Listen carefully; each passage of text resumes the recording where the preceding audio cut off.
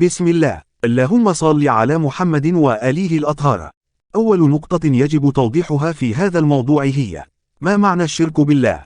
الشرك بالله هو اعتقاد الألوهية أو ادعاء ما هو له تعالى لغيره من المخلوقات. فمن أقسم بغير الله تعالى معتقدا بألوهية الشيء الذي أقسم به، فهذه هي الحالة الوحيدة التي يعتبر فيها القسم بغير الله تعالى شركا، ونحن نسلم بذلك. لكن ما يجب على الوهابية معرفته أنه لا يوجد أحد من المسلمين يؤمن بهذا الاعتقاد، فلا أحد يدعي الألوهية لغير الله تعالى، وهذا مجرد وهم في رؤوسهم. في البداية يجب علينا توضيح عقيدة الشيعة في هذا الموضوع.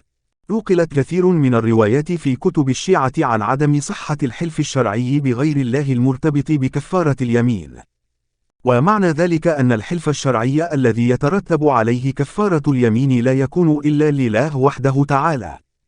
أما من أقسم بغير الله فإن هذا لا يعتبر حلفا شرعيا مرتبطا بكفارة اليمين، ولا يجوز اعتباره كذلك. ومن اعتبره حلفا شرعيا يترتب عليه كفارة اليمين فهو آثم، وهذا هو المنهي عنه من قبل رسول الله والأئمة المعصومين من بعده عليهم السلام. فهو حلف من الناحية الشرعية التي توجب كفارة اليمين لا يصح، لكنه ليس شركا أو حراما في نفس الوقت. وبالتالي من نقض القسم بغير الله فليس عليه كفارة اليمين المترتبة على الحلف الشرعي بالله تعالى. فالقسم بغير الله قد يستعمل في الكلام الدارج، لكن في المحاكم الشرعية لا يجوز سوى الحلف بالله تعالى من أجل أن تطبق أحكام كفارة اليمين على الشهود وغيرهم. استمعوا لهذا المقطع لتوضيح ما يؤمن به الشيعة أكثر في هذا الموضوع، ومن بعدها سوف نثبت من صحاح كتب أهل السنة كيف إن رسول الله قد أقسم بغير الله تعالى.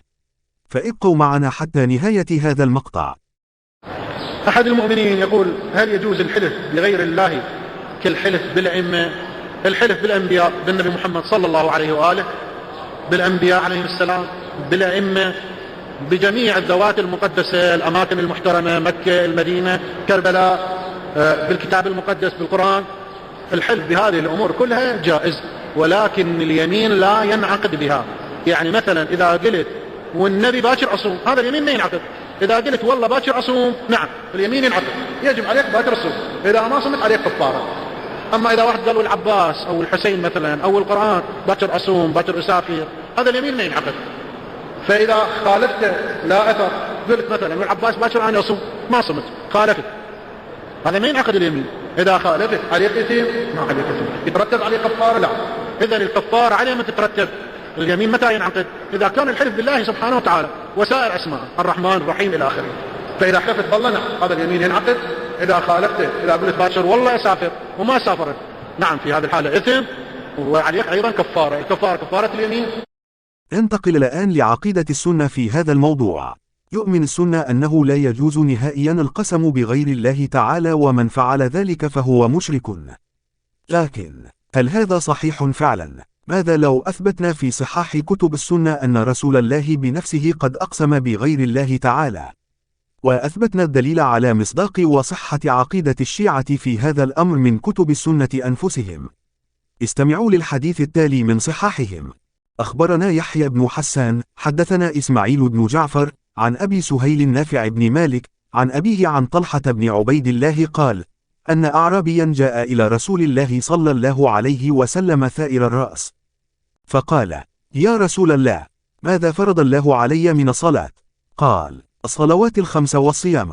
فأخبره رسول الله صلى الله عليه وسلم بشرائع الإسلام، فقال: والذي أكرمك لا أتطوع شيئا ولا أنقص مما فرض الله علي.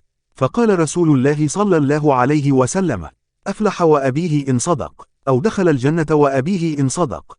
رواه مسلم في صحيحه. استمعوا إلى أحد مشايخ السنة المشهورين وهو ينقل الحديث بلسانه. قال رسول الله صلى الله عليه وسلم فيما ورد في الصحيح: أفلح وأبيه إن صدق. يقول: كيف نجمع بين نهي الرسول صلى الله عليه وسلم عن الحلف بالآباء مع أنه حلف عليه الصلاة والسلام فقال: أفلح وأبيه إن صدق، أفلح وأبيه إن صدق.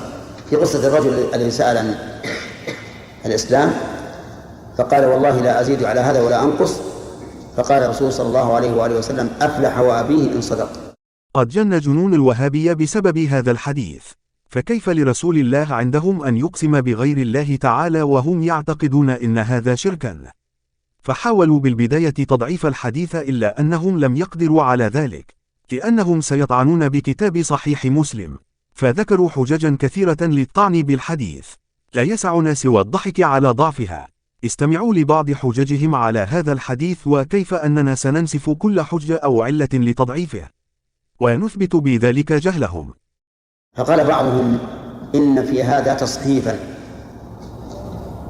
وأن الأصل أفلح والله، لكن لما كانوا بالأول لا ينقطون الكلمات ولا يضعون عليها الحركات صارت والله أفلح والله إن صدق قريبا من أبيه. الحجة الأولى التي يستدلون بها لنقد الحديث هو أنه حصل خطأ بالكتابة، حيث كانت الكتابة في تلك الفترة بدون حركات أو نقاط، فتشابه الأمر على نقلة الحديث، وأخطأوا في كتابة كلمة الله وكتبوها أبيه. وجوابنا على ذلك كالآتي: إن الحديث ينقل باللفظ والكتابة معا، فيستبعد وجود هذه العلة، وإن افترضنا ذلك فيجب حدوث هذا الخطأ في مئات الأحاديث وليس في حديث واحد فقط، هذا بغض النظر عن إن الخطوط أحجامها تختلف في كلمة الله وفي كلمة أبيه. ولننتقل الآن للترقيعة الثانية. ثانيا قال بعضهم هذا قبل النهي عن الحلف بالآباء. هذا قبل النهي عن الحلف بالآباء. الترقيعة الثانية لكي يحاولوا تضعيف الحديث الذي يثبت أن الرسول أقسم بغير الله، هو ادعائهم أن الرسول أقسم بغير الله قبل أن يحرم ذلك.